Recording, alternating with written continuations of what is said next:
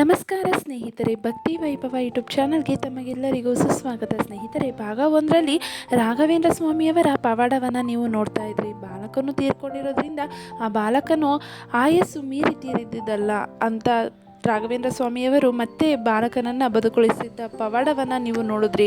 ಹಾಗೆ ಈ ಒಂದು ವಿಡಿಯೋದಲ್ಲಿ ಭಾಗ 2 ಪವಾಡವನ್ನು ನೀವು ನೋಡ್ತೀರಾ. ಹಾಗಿದ್ರೆ ವಿಡಿಯೋ ಶುರು ಮಾಡೋಣ. ಶುರು ಮಾಡೋದಕ್ಕಿಂತ ಮುಂಚೆ ದಯವಿಟ್ಟು ಚಾನಲನ್ನು ಸಬ್ಸ್ಕ್ರೈಬ್ ಮಾಡ್ಕೊಳ್ಳಿ. ವಿಡಿಯೋ ಇಷ್ಟ ಆಯಿತು ಅಂದರೆ ವಿಡಿಯೋಗೆ ಲೈಕ್ ಮಾಡಿ, ಶೇರ್ ಮಾಡಿ, ಕಮೆಂಟ್ ಮಾಡಿ. ಹಾಗೆ ಕಮೆಂಟ್ ಬಾಕ್ಸ್ನಲ್ಲಿ ಓಂ ಶ್ರೀ ಗುರು ರಾಘವೇಂದ್ರಾಯ ಸ್ವಾಮಿಯೇ ನಮಃ ಎಂದು ಕಮೆಂಟ್ ಮಾಡಿ.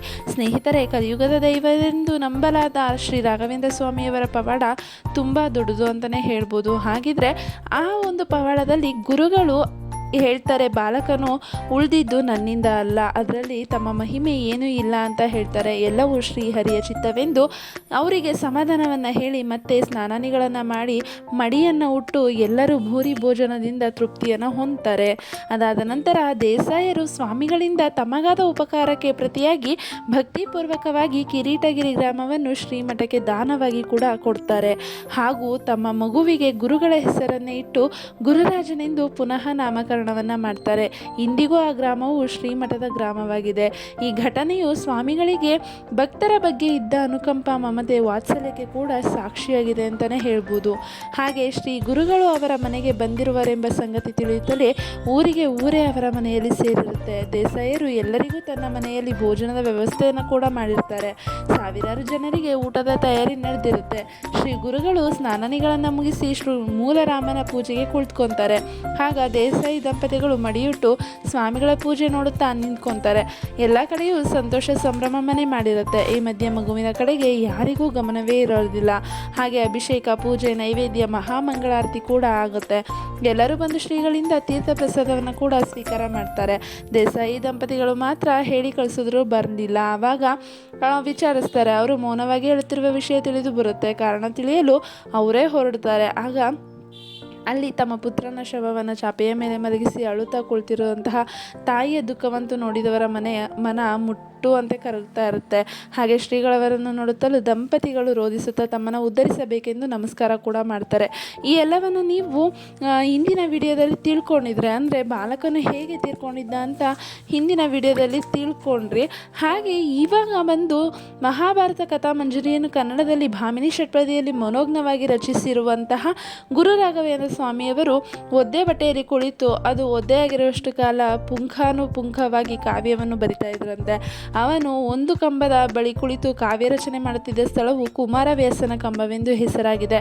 ಅದನ್ನು ಈಗಲೂ ಅಲ್ಲಿ ನೋಡಬಹುದು ಅಂತಲೇ ಹೇಳ್ತಾರೆ. ಹಾಗೆ ಶ್ರೀಗಳವರು ಗದುಗಿನಲ್ಲಿ ಕೆಲವು ದಿನಗಳಿದ್ದು ಅಲ್ಲಿಂದ ಬಂದು ಜಹಗೀರಾದ ಕಿರೀಟಗಿರಿ ಎಂಬ ಗ್ರಾಮಕ್ಕೆ ಕೂಡ ಬರ್ತಾರೆ. ಅದನ್ನು ವೆಂಕಟೇಶ ದೇಸಾಯರು ನೋಡಿಕೊಳ್ತಾ ಇರ್ತಾರೆ. ಆಗ ಅವರು ಆಗರ್ಭ ಶ್ರೀಮಂತನಾಗಿದ್ದರೂ ಸಾಧು ಸನ್ಯಾಸಿಗಳೆಂದರೆ ಭಕ್ತಿ ಗೌರವಗಳನ್ನು ಹೊಂದಿರ್ತಾರೆ. ಶ್ರೀ ಗುರುಗಳು ತಮ್ಮ ಶಿಷ್ಯರೊಡನೆ ತಮ್ಮ ಗ್ರಾಮದ ಕಡೆಗೆ ಬರುತ್ತಿರುವರೆಂಬ ಸುದ್ದಿ ಕೇಳುತ್ತಲೇ ಅವರನ್ನು ಸಕಲ ಮರ್ಯಾದೆಗಳೊಡನೆ ಸ್ವಾಗತಿಸಿ ತನ್ನ ಮನೆಯಲ್ಲಿಯೇ ಉಳಿಯುವ ವ್ಯವಸ್ಥೆಯನ್ನು ಕೂಡ ಮಾಡ್ತಾರೆ. ಆಗ ದೇಸಾಯಿಯವರದು ಭಾಗ್ಯಶಾಲಿ ಕುಟುಂಬ ಅಂತಲೇ ಹೇಳ್ಬೋದು. ಬೇಕಾದಷ್ಟು ಐಶ್ವರ್ಯ, ಆಳುಕಾಳುಗಳು, ಅನುಕೂಲಗಳಾಗಿದ್ದ ಪತ್ನಿ, ಒಬ್ಬನೇ ಮಗ. ಹಾಗೆ ಅವನಿಗೆ ಕೇವಲ 6 ವರ್ಷವಾಗಿರುತ್ತೆ. ಬಹಳ ಕಾಲದ ನಂತರ ಹುಟ್ಟಿದ ಮಗನನ್ನು ದಂಪತಿಗಳು ಪ್ರಾಣಕ್ಕಿಂತ ಹೆಚ್ಚಾಗಿ ಪ್ರೀತಿಸ್ತಾ ಇರ್ತಾರೆ. ದೊಡ್ಡ ದೇವರಾಜನು ಸ್ವಾಮಿಗಳನ್ನು ರಾಜಮರ್ಯಾದೆಯಿಂದ ಬರಮಾಡಿಕೊಳ್ತಾರೆ. ಅವರು ಶ್ರೀರಂಗಪಟ್ಟಣದಲ್ಲಿ ಇರುವವರೆಗೂ ಅವರಿಗೆ ಯಾವುದೇ ಕುಂದುಕೊರತೆಗಳು ಬಾರದಂತೆ ನೋಡ್ಕೊಂಡಿರ್ತಾರೆ. ಹಾಗೂ ರಾಜನು ಶ್ರೀಮಠಕ್ಕೆ ಕ್ರಿಸ್ತಶಕ 1663ರಲ್ಲಿ ದೇವರಾಜಪುರವೆಂಬ ಗ್ರಾಮವನ್ನು ದಾನವಾಗಿ ಕೂಡ ನೀಡಿರ್ತಾರೆ. ಶ್ರೀ ಮೂಲರಾಮನಿಗೆ ಅನೇಕ ಬಹುಮೂಲ್ಯ ರತ್ನಾಭರಣಗಳನ್ನು ಮಾಡಿಸಿ ಕೂಡ ಕೊಟ್ಟಿರ್ತಾರೆ. ಅನೇಕ ಭೂಮಿಗಳನ್ನು ದತ್ತಿ ಹಾಕಿಸಿಕೊಟ್ಟರು. ಶ್ರೀಗಳು ಶ್ರೀರಂಗಪಟ್ಟಣದಲ್ಲಿ ಚಾತುರ್ಮಾಸ್ಯ ವ್ರತವನ್ನು ಕಳೆದು ರಾಮನಾಥಪುರದ ಮಾರ್ಗವಾಗಿ ಚಿತ್ರದುರ್ಗಕ್ಕೆ ಪ್ರಯಾಣವನ್ನು ಮಾಡ್ತಾರೆ. ಅವರು ಚಿತ್ರದುರ್ಗಕ್ಕೆ ಬಂದಾಗ ಒಂದು ಅದ್ಭುತ ಘಟನೆ ಕೂಡ ನಡೆಯುತ್ತೆ. ಅಲ್ಲಿ ವೆಂಕಣ್ಣನೆಂಬ ಭಕ್ತನಿರ್ತಾನೆ. ಅವನು ಭಕ್ತಿಯ ಭಾವಾವೇಶದಲ್ಲಿ ಯಾವಾಗಲೂ ಸ್ವಾಮಿಗಳನ್ನು ತನ್ನನ್ನು ಇಹಜನ್ಮದಿಂದ ಬಿಡುಗಡೆ ಮಾಡಿ ಮೋಕ್ಷ ದೊರಕಿಸಿಕೊಡಬೇಕೆಂದು ಒತ್ತಾಯಿಸುತ್ತಾರೆ. ಅವನ ಭಕ್ತಿಗೆ ಮೆಚ್ಚಿದ ಸ್ವಾಮಿಗಳು ಅವನಿಗೆ ಚಿತೆಯನ್ನು ನಿರ್ಮಿಸಿ ವೇದ ಮಂತ್ರಗಳನ್ನು ಪಠಿಸುತ್ತಾ ಅಗ್ನಿ ಪ್ರವೇಶ ಮಾಡಲು ಹೇಳ್ತಾರೆ. ಭಕ್ತಿಯ ಆವೇಗದಲ್ಲಿ ಆ ಶಿಷ್ಯನು ಸ್ವಾಮಿಗಳು ಆದೇಶಿಸಿದಂತೆ ಚಂದನದಿಂದ ಒಂದು ಚಿತೆ ನಿರ್ಮಿಸಿ ಹಸನ್ಮುಖದಿಂದ ಅದರಲ್ಲಿ ಪ್ರವೇಶಿಸಿ ಸುಟ್ಟು ಭಸ್ಮವಾಗ್ತಾರೆ. ಅವನಿಗೆ ಭಕ್ತಿಗೆ ಮೆಚ್ಚಿ ಮೂಲರಾಮನು ಅವನಿಗೆ ಮುಕ್ತಿಯನ್ನು ಅನುಗ್ರಹಿಸುತ್ತಾರಂತೆ. ಭಕ್ತ ವೃಂದವು ಶ್ರೀಗಳ ಈ ಅದ್ಭುತ ಮಹಿಮೆಯನ್ನು ಕಂಡು ಬಹು ಶ್ಲಾಘಿಸಿದರಂತೆ. ನೋಡಿದ್ರಲ್ಲ ಸ್ನೇಹಿತರೆ, ನೀವು ಈ ಒಂದು ಮಾಹಿತಿಯಲ್ಲಿ ನೋಡ್ಬೋದು ಏನಂದರೆ ಶ್ರೀ ರಾಘವೇಂದ್ರ ಸ್ವಾಮಿಯವರ ಒಂದು ಪವಾಡ ಅಂದರೆ ಅವರ ಭಕ್ತ ಹೇಗಿರ್ತಾರೆ, ಅವರ ಭಕ್ತನಿಗೆ ಏನು ಆದೇಶವನ್ನು ಮಾಡ್ತಾರೆ, ಹಾಗೆ ಮತ್ತೆ ಅವರನ್ನು ಹೇಗೆ ಉಳಿಸ್ತಾರೆ ಅಂತ ಈ ವಿಡಿಯೋ ಮೂಲಕ ತಿಳ್ಕೊಂಡ್ರಿ. ಸ್ನೇಹಿತರೆ, ಈ ಒಂದು ಮಾಹಿತಿ ನಿಮಗೆ ಇಷ್ಟ ಆಗಿದೆ ಅಂತ ಅನ್ಕೊತೀನಿ. ಇಷ್ಟ ಆಗಿದ್ದರೆ ವಿಡಿಯೋಗೆ ಲೈಕ್ ಮಾಡಿ, ಶೇರ್ ಮಾಡಿ, ಕಮೆಂಟ್ ಮಾಡಿ. ಮತ್ತೆ ಸಿಗುವ ಮುಂದಿನ ವಿಡಿಯೋದಲ್ಲಿ ವಿಡಿಯೋ ವೀಕ್ಷಿಸಿದ್ದಕ್ಕಾಗಿ ಧನ್ಯವಾದಗಳು. ಚಾನಲ್ ಸಬ್ಸ್ಕ್ರೈಬ್ ಮಾಡ್ಕೊಳ್ಳಿ.